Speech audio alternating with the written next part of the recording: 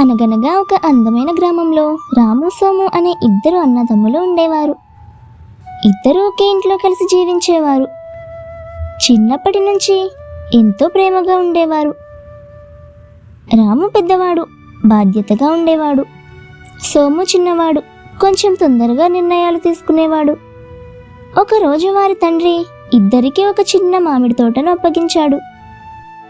తోటలో పండిన మామిడి పండ్లను అమ్మి వచ్చిన డబ్బును ఇద్దరూ సంతోషంగా పంచుకోవాలని చెప్పాడు. మొదట్లో ఇద్దరూ కలిసి తోటను బాగా చూసుకున్నారు. కొంతకాలం తర్వాత చిన్న చిన్న విషయాలపై అభిప్రాయ భేదాలు మొదలయ్యాయి. ఒకరోజు రాము, ఈసారి తోటను నేను ఎక్కువగా చూసుకున్నాను కాబట్టి నాకు కొంచెం ఎక్కువ డబ్బు రావాలి అని అనుకున్నాడు. సోము కూడా, నేను కూడా చాలా పని చేశాను, నాకెందుకు తక్కువ అని అనుకున్నాడు. ఇద్దరూ తమ మాటే సరైనదని భావించారు. చిన్న విషయం కాస్త పెద్ద గొడవగా మారింది. ఆ రోజు నుంచి ఇద్దరూ ఒకరితో ఒకరు మాట్లాడుకోవడం తగ్గించారు. తోటలో కూడా కలిసి పనిచేయడం మానేశారు.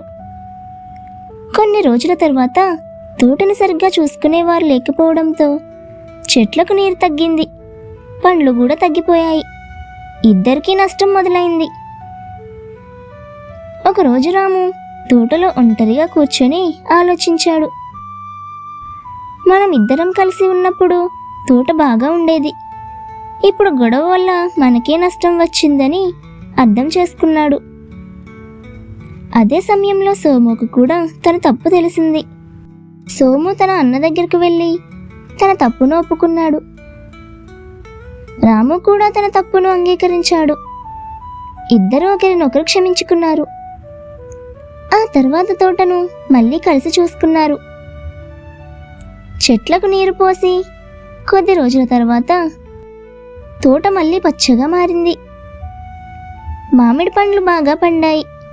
వచ్చిన డబ్బును ఇద్దరూ సమానంగా పంచుకున్నారు.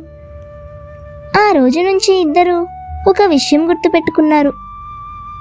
అన్నదమ్ముల మధ్య చిన్న గొడవలు వచ్చినా వాటిని పెంచకూడదు. ఐకమత్యంగా ఉంటే కుటుంబం బలంగా ఉంటుంది. ఈ కథలో నీతి, గొడవ వల్ల నష్టం వస్తుంది, ప్రేమ ఐకమత్యం ఉంటే ఏ సమస్యనైనా కలిసి పరిష్కరించుకోవచ్చు.